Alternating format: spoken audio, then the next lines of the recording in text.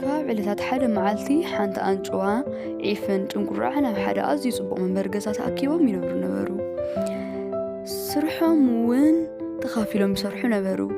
እታ ዒፍ ናብ ጫካ ብምኻድ ንመቃጸሊ ዝኾነ ዕንፀይቲ ኣኪባ ትመጽእ፣ እታ ጭንቁራዕ ድማ ንመብሰልን መሕፀብን ዝኾነ ማይ ሒዛ ትመጽእ። ከምኡውን እታ ኣንጭዋ ምግቢ ተዘጋጂ ነበረት። ሓደ መዓልቲ እታ ዒፍ ካልእቲ ዒፍ ተፋለጠት። እቲ ምስ ጭንቁራዕን ኣንጭዋን ትነብሮ ናብራ እውን ነገረታ። ካልእቲ ዒፍ እውን ዓዊላ ሰሓቐት። ኣየ ስኻሳስ እሶም ኣብ ገዛ ኮፍ ኢሎም ናበዓሉ ናምንታይ ኸእዩ ስኽተንከራቲት ኽተምፅሎም በለታ። እታ ዒፍ እውን ኣዝያ ተቖጣዐት።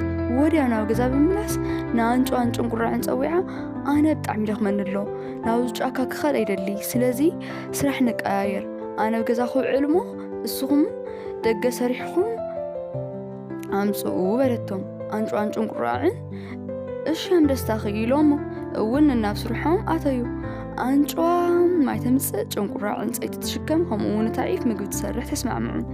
እታ ዒፍ ምግቢ ንምስራሕ ድፍእ ናበለት ተላ ሓዊ ናብዚ ዕንፀይቲ መቐመጢኦም ወደቓ። እዚ ዘይስተውዕለት ዒፍ ሱቕ ኢላ ፀብሒ ምስራሓ ቐጸለት። እቲ ገዛ እውን ተቓጸለ። እታ ዒፍ ኣምሊጣ ወፀት። ብድሕሪዚ ኣንጭዋን ጭንቁራዕን ኣብ ስራሕ ውዒለን ምስ ተመለሳ እቲ ጽቡቕ ገዝአን ፈራሪሱን ተቓጺሉን ጸኒሐን። ነታ ዒፍ እውን ኣዝየን ተቐየመኣ።